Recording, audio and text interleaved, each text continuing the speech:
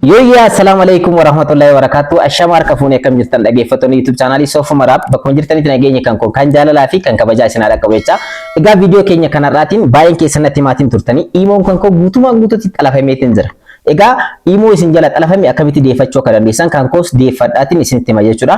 Egaa baay'een keessan akkuma beektan lakkoofsa bilbilaa asirratti argattan kanaan yeroo baay'ee lakkoofsa bilbilaa kana screen irratti isiniif maxxansa. So namni imo kan koo xalafellee lakkoofsa bilbilaa kana asirratti argee ergasii imo ni xalafe. Normally imoon kan koo normal hin xalafamne. Kan xalafame isa ani isiniif baneedha jechuudha. Isa kana garuu security isaan jabeessine namni kamiyyuu kan xalafuu hin dandeenye hin goone sittingii tokko waan hin jabeessiniif salphamatti namni kun imo kan koo kana fudhateetiin jira. So imo kana akkamitti deeffachuu akka danda'u isinitti agarsiisa. Achumaan isinis imo keessa yoo isin jala badee akkamitti deeffachuu akka dandeessan namni hakka yoo godhe yoo kan xalafu ta'e akkamitti deeffachuu akka dandeessan isinitti agarsiisa. Kana kan agarsiisu anarrattis waan raawwatameef jechuudha. Imoon kan koo normaala asirratti argaatiin jirtan kana jechuudha. Imo kan koo normaala asirratti screen irratti argaatiin jirtan kana isa kana eenyumtuyyuu xalafuu hin danda'u. Hin xalafamnes jechuudha. So imo kan koo as jala seenee yeroo ilaalu immoo imo lama qaba. Imo tokko qofatu jira. Normally kan itti fayyadamu dhuunfaadhaaf itti fayyadamu qofaadha. Namoonni adda addaa gaafii yoo qabaattan akkanumallee hojii online isin barsiisuu kana irratti wantoota gaafii adda addaa yoo qabaattan Telegram isiniif baneetiin jira. Akkanumallee imo isiniif baneetiin jira. WhatsApp isiniif baneetiin jira jechuudha. Lakkoofsa bilbilaa asirratti argattan kanaan jechuudha. Lakkoofsa bilbilaa kun dhoksaa miti. Namni kamiyyuu gaafii yoo qabaate karaa online irratti koorsii adda addaatiin kennaatiin jira. Kanaaf jecha kan maxxansedha. Imoon kun immoo lakkoofsa bilbilaa kanaaf kan isiniif jechuun kastamariin akka itti fayyadamuuf isin akka itti fayyadamtanii imo kana fayyadamtanii gaafii barbaadan barreeffachuu akka dandeessaniif kan qophaa'edha. So almost imo kan koo irra yeroo seenu xalafameetiin jira hin jiru asirra jechuudha. Balleessaniitii jiranii ana remove na godhaniitiin jiran jechuudha. Lakkoofsi bilbilaa sun na harka jira almost jechuudha. Garuu imo kan koo irra na balleessaniitiin jiran hak godhaniitiin jiran jechuudha. Eenyutu hak godhe kan jedhu illee wajjin ilaalla. Namoonni baay'een imo yeroo si barreessinu ergaa adda addaa yeroo si dabarsinu nama bira gahaatiin jira. Nama biraatu nuuf deebisaatiin jira jechaatiin jirtanii dhiifama isin gaafadha. Sababni isaas imo kana security isaan jabeessine imo akkamitti security isaa jabeessuu dandeessan imo keessan akka hin xalafamne akkamitti gochuu dandeessan kan jedhu illee isinitti agarsiisa. Asumaan barumsa isiniif ta'a jechuudha. So anas na xalafaniitiin jiran jechuudha dhaggeeffata gaggoo. Eenyuun na xalafe kan jedhu immoo wajjumaan kan ilaallu ta'a. Achumaan imo kan kollee nan deeffadha. Isinis barnoota guddaa isiniif ta'a. Social media keessan kan nama asirra maxxansitan nama baay'eedhaaf hojiidhaaf private hin goone yookaan public gootan kana hundi keessanuu security isaa jabeeffadhaadha yookaan immoo salphamatti namni hack isin gochuu danda'a jechuudha. So namni hack na godhe kun eenyudha kan jedhu ni ilaalla. Wajjinis akkamitti deeffachuu akka danda'ullee wajjin kan ilaallu ta'an garumaatti nafaana turadha. Obboleewwan yeroo jalqabaate gara YouTube channel kana turtan YouTube channel kun YouTube channel barnootaati kan teknooloojiidhaan itti barbaartan waan ta'eef subscribe gochuudhaan gara maatiiwwan keenyaatti dabalamaadha. Video kana immoo like share gochuudhaan hiriyoota keessan dhaqqabadha. Daai gara barnootichaatti. Egaa jalqaba irratti imo kan koo deeffachuudhaaf gara imootti ni seena jechuudha. Akkuma asirratti agartan imo keessa seeneetiin jira. Imoon jalqaba gubbaa kana irratti kan argamu kanaadha jechuudha. So imoon an normaali itti fayyadamu isa kanaadha. Gara imootti erga seenee booda jechuudha. Ergasii immoo imo lammaffaadhaan fayyadamuu dandeessan. Akkaawuntii imo baay'ee itti fayyadamuu dandeessan. Kanaan dura akkamitti itti fayyadamuu akka dandeessan. Imo lama application tokkoon imo sadii akkaawuntii lama sadii gootanii itti fayyadamuu akkaataa itti dandeessan. Kanaan dura isin barsiiseetiin jira jechuudha. So ani imo lammaffaadha. Kan na jala hak ta'e kana deeffachuudhaaf dirqama imo keessa erga seenee booda imo isa kana log out gochuu qaba jechuudha. So profile irratti click godha. Switch account kan jedhu irratti click gochuudhaan add account kan jedhutu argama jechuudha. Add account kan jedhu irratti click godhee imo kan koo isa haarawaa ni deeffadha jechuudha. So akkuma asirratti agartan enter your phone nan jedha. Egaa akkuma asirratti agartan jechuudha. Ergasii immoo location ani itti bane Itoophiyaadha waan ta'eef Itoophiyaa naa filatee jira. Ergasii immoo gara natti na seensisaa jalqabarratti enter your phone nan jedha. Egaa akkuma asirratti agartan Itoophiyaa location naa filatee jira. Location yoo isin filatin imo san kan itti bantan location isinitti argamtan ni filtaniif jechuudha. Almost Itoophiyaadha waan ta'eef haala kanaan filadheetiin jira. Isin garuu biyyatti argamtanidha kan filtan jechuudha. Koodii Itoophiyaa asirra naa kaa'ee jira. Lakkoofsa bilbilaa kan koo kan imo ittiin xalafame immoo lakkoofsa bilbilaa asirratti argattan kanaadha jechuudha. Koorsii adda addaa kan kennaatiin jiru lakkoofsa bilbilaa kanaan na bilbiltanii galmaa'uu dandeessanii. Lakkoofsi bilbilaa kun Telegram illee, imo illee, WhatsApp illee isiniif jecha kan banamedha jechuudha.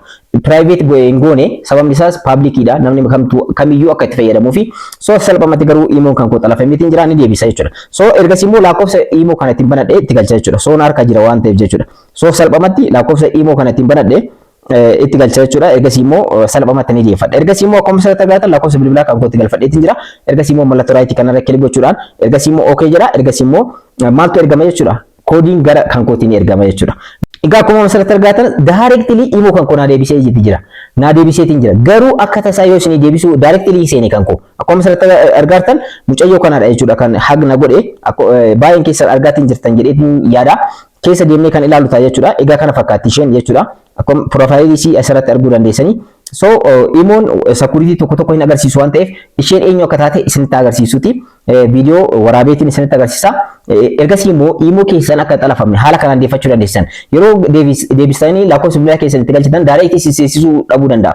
Sababni isaas an bilbila kan koo irraa qaba garuu isheen remove na gooteetiin jirti. Garuu salphumatti lakkoofsa bilbilaa kan koo yeroo itti galfadhe kanaan dura imoo asirra banadhe waan ta'eef direct naaf deebise garuu isiniif deebisuu dhabuu danda'a. Yoo deebisuu baate maal gootan jechuudha. Directly gara bilbila keessanitti messaging akka isiniif ergamu gootan jechuudha. Messaging bilbila keessan irratti almost isiniif ergama kan imoodha. Direct akka isiniif ergamu gootanii ergasii immoo messaging isiniif koodiin isiniif ergama. Koodiin sun bilbilanii isin erguu danda'anii yookaan immoo message isin erguu danda'anii message yoo isin ergan message keessa seentanii koodii sanni fudhatan digitii 6dha. Ergasii immoo isatti galfatan jechuudha. Akkanumallee bilbilanii yoo ta'e immoo dhageeffataniitiin isa san marsaa lama deebi'anii isiniif bilbilanii warri imo kaampaaniin imo jechuudha. Bilbila san kaastanii ergasii immoo deeffachuu dandeessan. Akkamitti akka xalafame isinitti agarsiisu jechuudha. So amma immoo detail eenyu akka xalafe immoo detail wajjin haa ilaallu. Ergasii immoo boodarra imoon kan koo ammaan booda immoo akka hin xalafamne akkamitti gochuu akka danda'uu fi akkanumallee nama na xalafe kanallee ofirraa baasuu qaba jechuudha.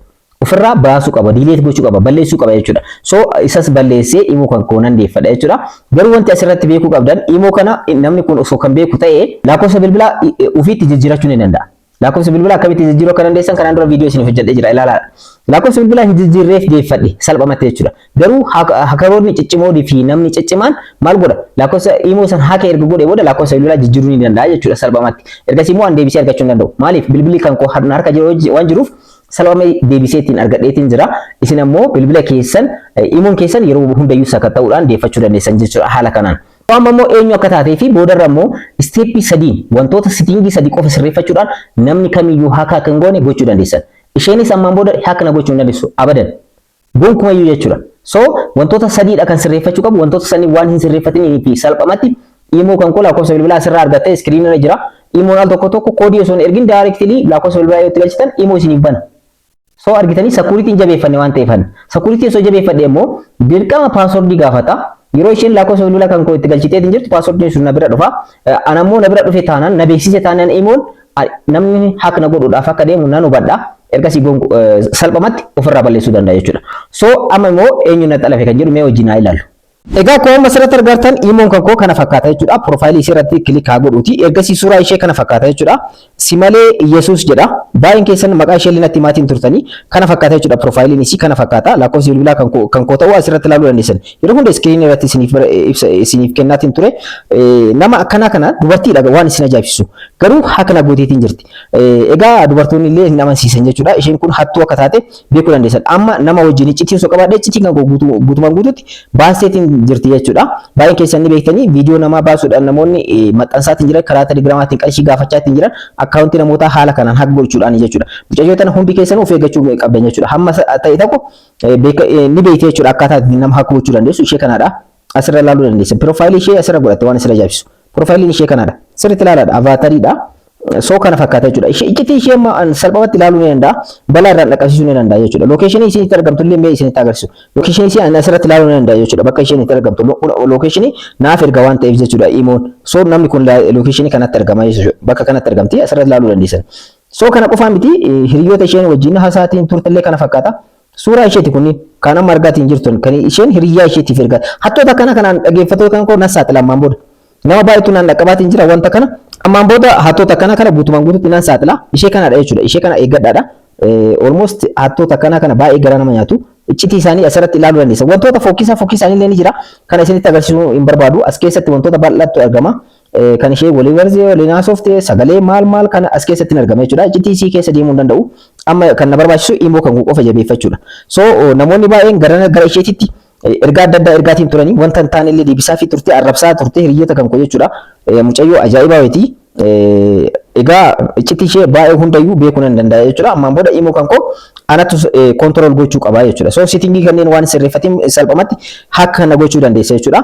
Amma immoo nan jabeeffadha. Akkamitti jabeeffachuu kana danda'u? Amma fakkeenyaaf ijoolleen baay'een as keessatti argamtan ijoollee YouTube channel kan korraa bilbiltanii fi jechuudha baay'een keessan maqaa ishee natti maatiin turtanii kana fakkaatti jechuudha hattittiin imo kan ko salphamatti haggachuu dandeesse so isinis imoon keessan hakaa kan taaneef amma maal jabeeffachuu kan dandeessan isinitti agarsiisu jechuudha salphamatti maal gootanii imoon keessan akka haka hin taaneef maal gootan jechuudha jalqabarratti imo keessan keessa erga seentanii booda security irra kilik gootan ergasii immoo asirratti maal gootan security inda privacy kan jedhu irra kilik gootan hedduu tokko salphaadha asirratti wantoota kanneen sirreeffachuu qabdan tokkoffaa passcode lockidha imo keessan bilbila keessan yoo harkaan qabaatin namni kamiyyuu password keessaniin ala kan imo keessan keessa hin seenne isiniif godha inni garaan kun immoo login protection kan jedhu kun immoo yeroo namni kamiyyuu imo keessan keessa seenuudhaaf yaalii taasisu maal ergaaf jechuudha imoon amma isheen fakkeenyaaf akka namni hin seenne jettee on godhateetiin jirti garuu an seenuu ni danda'a jechuudha deeffachuu ni danda'a deeffadheetiin jira almost jechuudha isheen on godhateetiin jirti silaa maal ta'uu qaba off ta'uu qaba so passcode locking yeroo isin imo gara imootti seentan imoon keessan akka password isin gaafatuu fi namni kamiyyuu password san yoo beekin gara imo keessanitti seenuu danda'u bilbila keessanii yoo isin harkaa fuudhe jechuudha inni kun immoo login protectioniin maaliidhaaf isin fayyada imoon keessan namni kamiyyuu anamma fakkeenyaaf keessaa baasa kan ishee keessaa baasa kan ishee guutumaan guututti keessaa baasa keessaa baasa jechuudha disable ofirraa cufa jechuudha haala kana cufeetiin jira disable successful kan isheen itti galfatte amma jijjiiruu danda'a jechuudha asirratti maal ta'a jechuudha kan ishee biraa kun load godhee off naa ta'a jechuudha off ta'a amma off ta'eetiin jira jechuudha amma lamaanuu off irra jiran jechuudha passcode lock fi login protection as keessatti immoo manage device kan jettu kanarratti illee click gootanii isheellee ofirraa baasuu qaba jechuudha so jalqaba maal gochuu qabaan directly akka imo kan koo keessa seeneen isheenis beektee akkanatti hin beekneef jalqabarratti manage device kan jettu keessa seenuudhaan ergasii immoo manage device keessa erga seenee booda bilbila ishee ilaalaadha asirratti Samsung A15 Samsung A 155 M ni jalqabaa kun kan koodha Itoophiyaatti argama akkuma asirratti argattan ishee ammoo location itti argamtu ilaalaadha Saudi Arabiyaadha argitanii Itel A66 LP dha jechuudha bilbilli ishee kanadha jechuudha isheen haaka lagooti so isa kana delete gochuu qaba delete gochuudhaaf ammoo Saudi Arabiyaatti argamta waan isin ajaa'ibsiisu Saudi Arabiyaatti argamti so fuulduratti mallattoon deleetiin argamti ishee click godha ergasii immoo ishee ofirraa balleessuu qaba jechuudha delete so delete godheetiin jira delete naan jedha jechuudha amma kan koo qofatti as jalatti hafee jechuudha so kanaafiyyuu bilbila kan koo qofatti as jalatti argamaa jechuudha bilbila ani ittiin bane qofatti as jalatti argamaa jechuudha kan ishee badee jira jalqaba asirraa balleessuu qabdan nama san jechuudha akkuma bilbila keessa imo keessan deeffatanii ergasii immoo lammaffaarratti maal gootan login protection kan jettu kana irra click gochuudhaan ergasii immoo salphamatti maal gootanii asirratti basic protection kan jettutti argama ishee irra click gootan maaliif on godhachuudhaaf two step verification jechuudha two step verification kan isin fayyaduuf salphamatti namni kamiyyuu yeroo imo keessan hack gochuudhaaf deemu message isin dhaqqaba karaa imootiinii fi karaa bilbilaatiin so imo keessan irra yeroo seentan yeroo hundayyuu beeksisa isin beeksisa jechuudha bifa messageetiin jechuudha so kanaafiyyuu okay dha on godhachuu qaba jechuudha password itti galfachuu qaba ergasii immoo basic enabled naan jedha so akkuma asirratti argattan basic enabled naan jedha bilbila kan koo immoo asirratti barreesseetiin jira jechuudha so haala kanaan ergasii immoo advanced protection kan jedhuun argama isa keessa seentanii enable godheetiin jira jechuudha akkuma asirratti argattan wanta argachuu qabu danda'u kanadha jechuudha isaan kana salphamatti haala kanaan on godhachuu qabdanii jechuudha egaa dhaggeeffatan koo haala kanaan on godhachuu qabdan jechuudha location kan koollee asirra ilaaluu danda'a jechuudha akka itti argamu jechuudha akkuma asirratti argattan lakkoofsa bilbila kan koo kanadha so yeroo hundayyuu imoon na beeksisa jechuudha haala kanaan isa kana on yoo godhadhe on yeroo godhatan garuu password isin gaafachuu danda'a password yoo isin gaafate immoo password san itti galfachuudhaan bifa kanaan sirreeffachuu dandeessan jechuudha egaa haala kanaan jechuudha isin asirratti answer question kan jedhu kanarratti illee click gochuudhaan namni deebii tan qofa akka deebisu gochuu dandeessan jechuudha deebii gaafachuudhaan gaafii san namni hin beekin seenuu hin danda'u jechuudha isa kan haala kanaan on godhachuu qabdan jechuudha passcode lock immoo on godhachuudhaaf passcode lock kan jettu kanarra click gochuudhaan ergasii immoo enable gootan enable kan jettu kanarra click gootanii of eeggannoodhaan itti galchatan jechuudha passcode keessan dijiitii 4 kan ta'e kan dagachuu hin qabne jechuudha yeroo kamiyyuu gara imo keessanitti yeroo seentan isa kana isin gaafata waan ta'eef jechuudha of eeggannoodhaan irra deebiidhaan itti galchitanii haala kanaan passcode keessanillee successful isin jedhu passcode lock keessan on godhatan taanaan namni kamiyyuu seenuu hin danda'u jechuudha yeroo jijjiiruu barbaadan change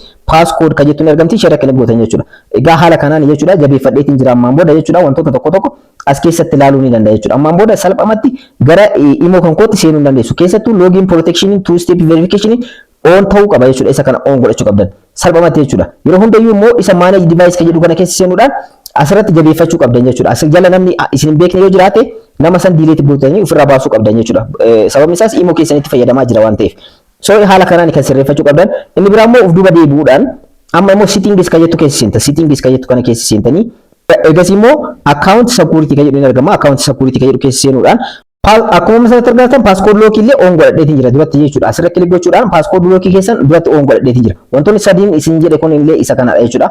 Haala kanaan on godhachuu dandeessa. Intel your imo passcode kan jedhu san yoo itti galchitan malee imo isa duratti oomne san keessa seenuu danda'u jechuudha. Passcode lock keessan haala kanaan irra deebitanii as keessatti illee uumachuu qabdan jechuudha. So haala kanaan irra deebitanii uumachuu qabdan. Akkana successful isin jedha jechuudha. Duratti isiniif ilaalee isiniif himeetiin jira. Login protection illee duratti isiniif himeetiin jira. Akkuma asirratti argattan on godhadheetiin jira jechuudha. Egaa isa kanadha jechuudha. Sadaffaan immoo passkey dha. Passkey akka dabalatan barbaada. Sadaffaan isa kanadha. Ergas immoo passkey create isin jedha. Create passkey. Create gootan jechuudha. Passkey kun illee namni kamiyyuu gara imo keessanitti akka seenneef isin fayyada waan ta'eef. So ergas immoo create jettan. Create passkey jabeeffachuudhaaf ergas immoo create passkey to sign into imo beta isin jedha jechuudha. So ergas immoo create jettan maaliif akka passkey isiniif uumu jechuudha.